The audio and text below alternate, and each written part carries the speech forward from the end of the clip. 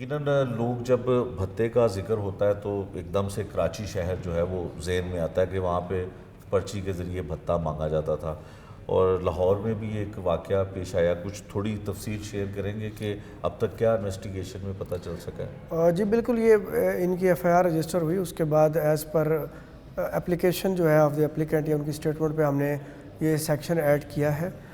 لیکن اس میں نے جیسے پہلے بھی آپ سے ذکر کیا ہے کہ ہم مختلف پہلو اس میں ہو سکتے ہیں. اس میں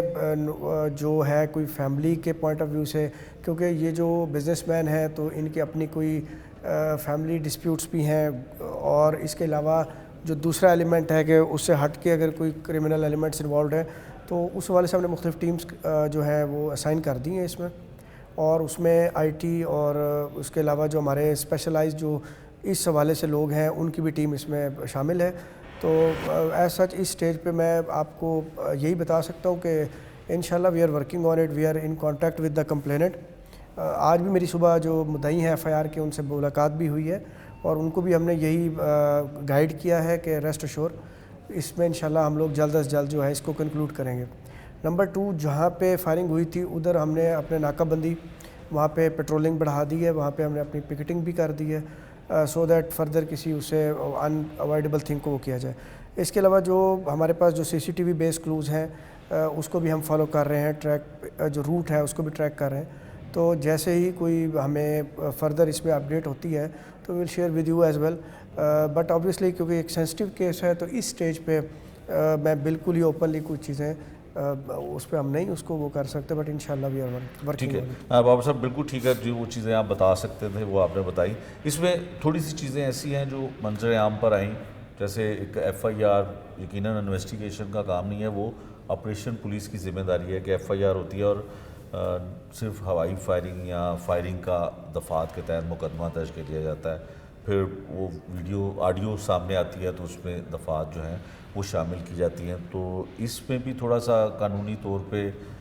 میرا خیال ہے کہ ملزم کو سہولت ملی. پہلے شاید اگر نامعلوم افراد تھے ہی اور صرف فائرنگ کا مقدمہ ہوا، تو اس کو آپ کس طرح سے دیکھتے ہیں؟ دیکھیں ایف آئی آر تو جو ہے نا وہ ہوتی ہے اسٹیٹمنٹ پہ جو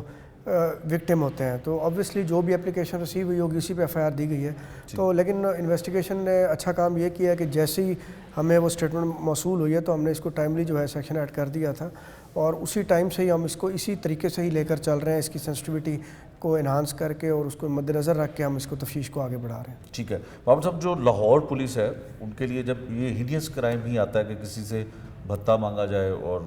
فائرنگ کر دی جائے، پھر پیسے بھی بڑھ جائیں، 10 سے 20 لاکھ روپے تک چلے گی رقم، تو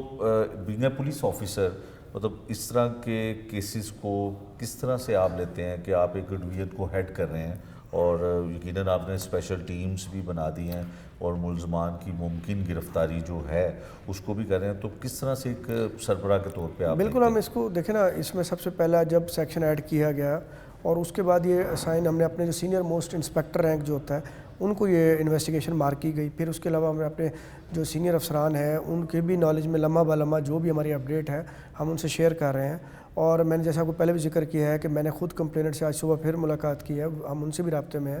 اور جو وکٹم ہے ان کو بھی ہم نے ٹچ کیا ہوا ہے. تو ہر حوالے سے پولیس کا جو تعاون ہے بالکل ان کے ساتھ ہے، اینڈ آئی ایم ہوپ فل اللہ تعالیٰ انشاءاللہ کرم کریں گے. اس کا سچ جو بھی ہے وہ ہم اس تک پہنچ جائیں گے.